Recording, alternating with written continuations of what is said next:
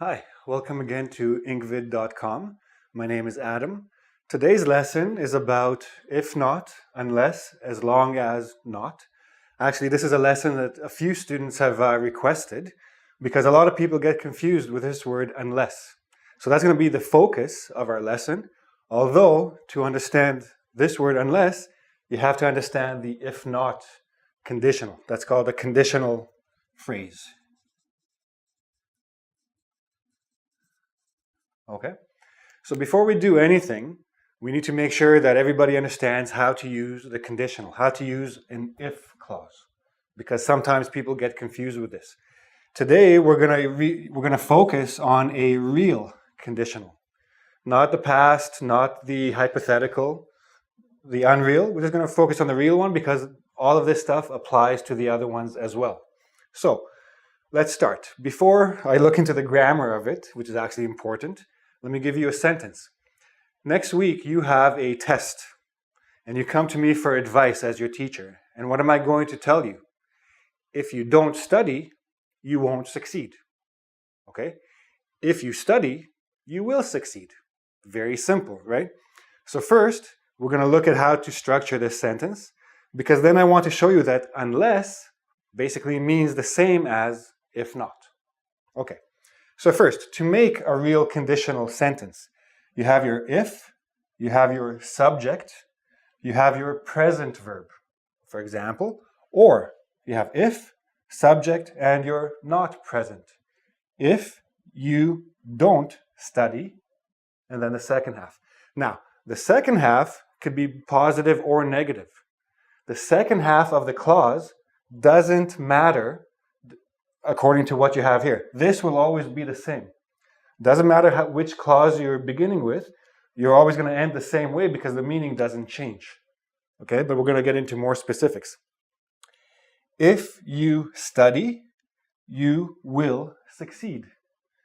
If you don't study, you will fail.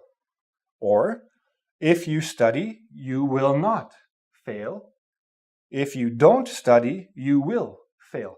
The verb you use here defines which one of these you're going to use. So this is not important. This doesn't change. What we're going to focus on is here. Now, the most important thing to remember is that unless basically means if not. And you'll notice here I have a positive verb, I have a negative verb. We're also going to look at as long as or as long as not, positive and negative. With unless, you're only going to use a positive verb. Okay, that's very important to remember. Unless you study, you will fail. Unless you study, you will not succeed. Okay, it's all relative. And as long as means the exact same thing as the if or the unless. As long as you study, you will do well. As long as you don't study, you won't do well. Okay? Very simple. So, if not, unless, as long as not. Basically all mean the same thing. You just have to remember how to structure it. And the structure is almost the same. What is the most important? Do not use unless with not. Then you have a double negative. And we all know from our English classes, beginner English classes, we don't like double negatives, right? Okay, good. Let's look at some examples of actual sentences to see how all of this works. Okay, so here we have some sentences. Let's go through each one, and I'll make the changes to the negatives as I go along. If you quit smoking, for all you smokers out there, if you quit smoking, you will feel better. If, subject, verb, will, verb, positive verb, etc. Or if you quit smoking, you won't feel bad.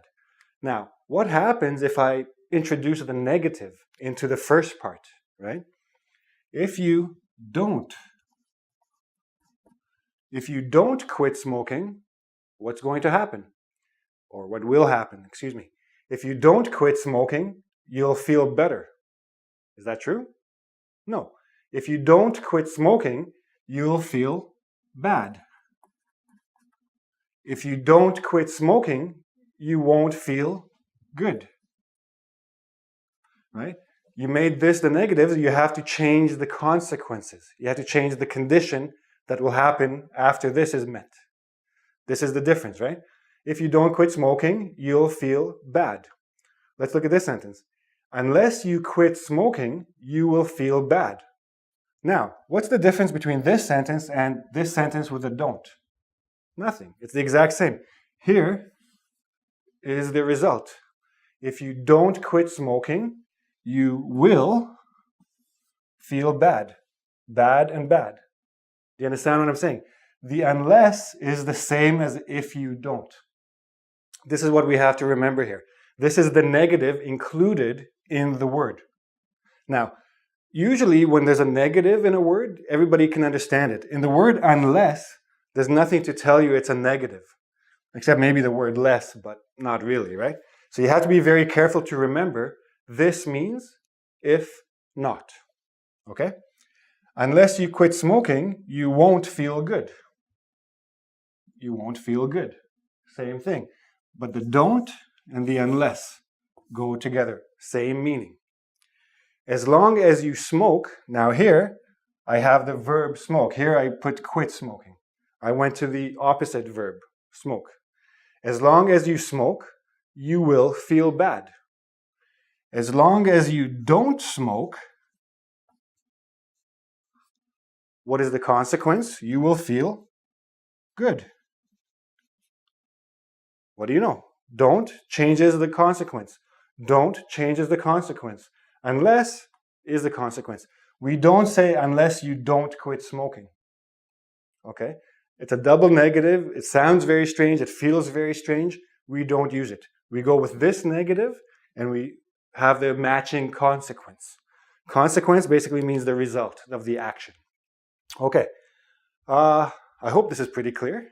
Anyway, go to ingvid.com. There's a quiz there. You can also ask me questions. Don't forget to check out the video on YouTube as well and subscribe to my channel. And I'll see you again real soon. Bye.